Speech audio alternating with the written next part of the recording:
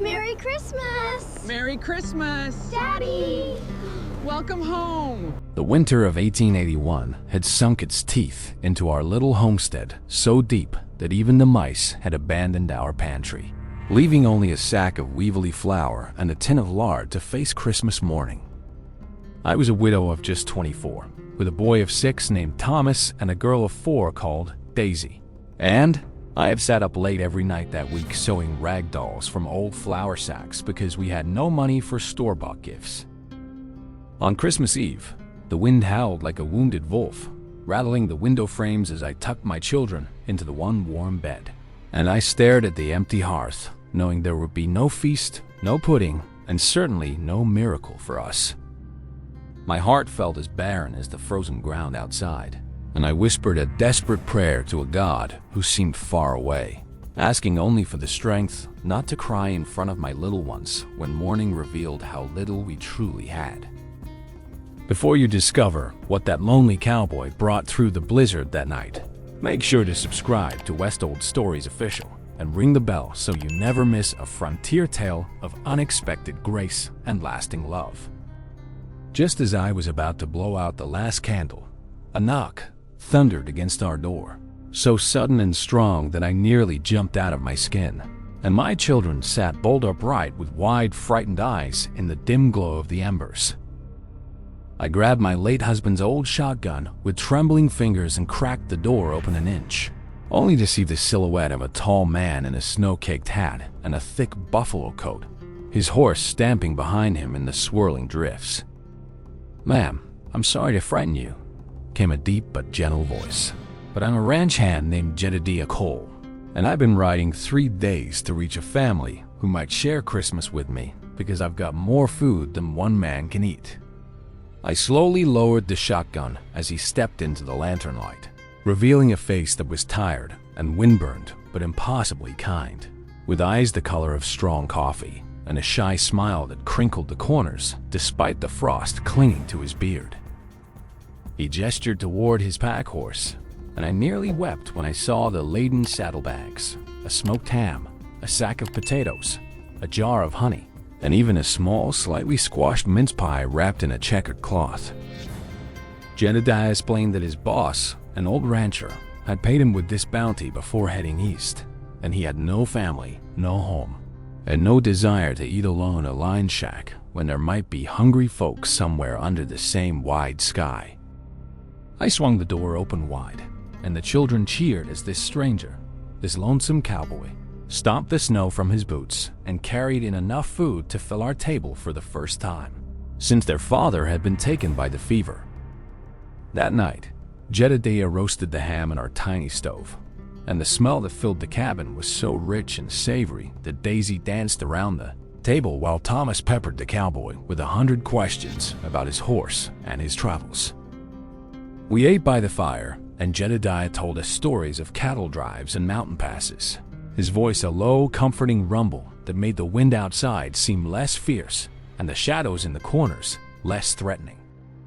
After the children fell asleep with full bellies and the pie crumbs still on their cheeks, Jedediah helped me wash the dishes, and for the first time in 2 years, I didn't feel the crushing weight of being utterly and completely alone. He slept in the barn that night because it was proper, but in the morning, he shoveled a path to the woodpile, milked our one old cow, and fixed the hinge on the door that had been squealing since October, all without being asked a single time.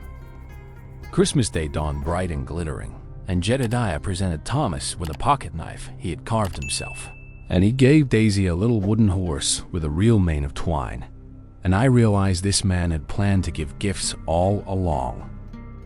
For me, he produced a small tin of peppermint tea, and he said, blushing beneath his tan, that he'd noticed my cough and thought it might help. And that simple kindness cracked something open inside my chest that I had kept locked since the funeral. I invited him to stay for a few days until the snow cleared, and a few days turned into a week, then a month, because Jedediah seemed to find endless projects to help with, from mending the corral fence to teaching Thomas how to rope a fence post. The children adored him, and I caught myself watching the way his hands moved, so capable yet so gentle, and I began to dread the day he would saddle his horse and ride away, leaving our cabin emptier than it had ever been before. One evening in late January, as we sat on the porch wrapped in blankets and watching the stars, Jedediah turned to me and said that he had been a lonely man for 31 years, but he hadn't felt lonely since the moment he knocked on our door. I confessed that I had prayed for a miracle on Christmas Eve, and he had arrived within the hour, and he took my hand with a reverence that made my heart stutter, telling me that maybe God had answered both our prayers in one snowy night. The courtship was quiet and steady, built on shared chores and long talks after the children were asleep. And by the time the crocuses pushed through the melting snow, Jedediah knelt in the muddy yard and asked if he could stay not as a guest, but as my husband. I said yes before he finished the question, and the children tumbled out of the cabin, screaming with joy when they understood that their favorite cowboy was going to be their new father, a word they had not dared to speak in 2 long years of grief. We were married in the little white church in town, and the whole congregation turned out because word had spread of the lonely cowboy who had carried a feast through a blizzard and found a family waiting on the other side of a desperate prayer. Jedediah sold the packhorse but kept the roan gelding, and he used the money to buy a new milk cow and a brood of hens. And suddenly our failing homestead was thriving under his careful, tireless labor and the joy that filled every corner of our home. He built a real bedroom for the children and a proper fireplace that heated the whole cabin. And every evening he would read aloud from the warm Bible while Thomas and Daisy hung on every word, their faces glowing with the security they had almost forgotten. I watched my daughter learn to ride on the back of that old roan gelding, her giggles echoing across the meadow. And I saw my son stand a little taller with every word of praise Jedediah gave him for his chores, and my gratitude swelled beyond what words could carry. Jedediah never once tried to replace their father, but he built his own place in their hearts, a new wing on the home that grief had nearly torn down, and the children began to call him Papa as naturally as if they had done so from the very beginning of their lives. Every Christmas Eve, we would recreate that first feast: smoked ham, mince pie, and peppermint tea, and Jedediah would tell a story of how he had nearly ridden past our road, but his horse stubbornly turned toward our gate, as if led by an unseen hand. Daisy would always ask why he had knocked on our door out of all the doors in the territory, and Jedediah would wink at me and say that a man would be a fool to ignore a nudge from the Almighty when there was a miracle waiting behind a worn wooden door. Over the years, our family grew by 2 more children, a boy named Noah and a girl named Star, both born in the warmth of the home that had once been so cold and so empty, and the ranch prospered under the partnership of love and shared purpose. Jedediah taught all 4 children to ride, rope, and respect the land, and he taught them that a man's true wealth is measured not by the size of his herd, but by the size of his heart and the strength of his commitments to those he loves. I often found him standing at the window, looking out at the snow on Christmas Eve, and I knew he was remembering that night when he had been a lonesome drifter with a pack full of food and a soul full of hunger for something he couldn't name until he found us. On our 50th anniversary, Jedediah gave me a locket with a tiny sliver of the original flour sack from that desperate Christmas, engraved with the words, "Where there was nothing, you gave me everything," and I wept into his chest until my ribs ached. The town eventually renamed the road to our ranch Coles Lane, and travelers would stop to ask if this was the place where the Christmas cowboy had knocked, and we would always invite them in for coffee and a story by the fire. When Thomas grew up and took over the ranch, he kept the tradition of the Christmas feast for every hand who worked the cattle, because he remembered what it felt like to go to bed hungry and wake up to a miracle in the shape of a lonely cowboy.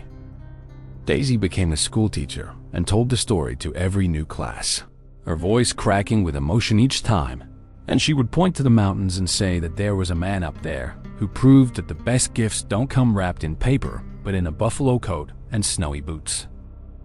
Jedediah and I grew old together on that porch, our hair silver and our hands still intertwined. And we never once forgot the sound of that knock, the knock that shattered the silence of a starving night and rebuilt everything that had been broken inside of us. He passed on a quiet Christmas morning, and I held his hand, just as I had done 1,000 times before. And I told him that he had fulfilled his first promise to me. He had never left, not even at the very end, and I would see him again. I followed him 2 winters later, and the children buried us side by side under the pine tree where Jedediah had first split the wood for that Christmas feast, the snow falling soft and silent as a benediction on a long shared journey home. The cabin still stands, and every Christmas Eve, the descendants of that lonely cowboy and the widow who had nothing gather from all corners of the territory to roast a ham, drink peppermint tea, and tell the story of the knock that never stopped echoing. There is a sign above the door now, carved by Jedediah's own hand in his later years, and it reads, "Knock and the door will be opened, not just to a feast, but to a family, if your heart is hungry enough to stay." Travelers on the old stage road sometimes see a warm light in the window on snowy nights, though the cabin is empty now, and folks say it's just the memory of a love so bright that even time itself can't dim its glow. I hope this tale of a Christmas cowboy who traded loneliness for a lifetime of belonging has nestled deep in your spirit, because the frontier teaches us that the greatest gifts often arrive in the middle of our darkest, emptiest nights. If Jedediah's knock and the family that bloomed from it stirred your heart, then please give this video a generous like, share it with someone who needs a little hope, and tell us in the comments what unexpected knock has changed your own life. Subscribe to West Old Stories Official and ring that bell so you can gather around our digital campfire for more stories of rugged cowboys, resilient women, and the kind of love that turns a cabin into a kingdom. The Old West is full of lonely riders and hungry families, but it is also brimming with miracles that wear spurs and carry hams through blizzards. And we are honored to be the keepers of those sacred legends.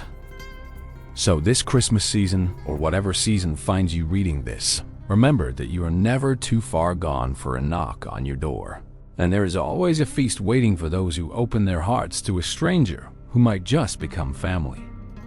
Until next time, keep your hearth warm and your door unlatched, because the next cowboy with a pack full of blessings is already riding your way, and West Old Stories Official will be right here to tell you all about it.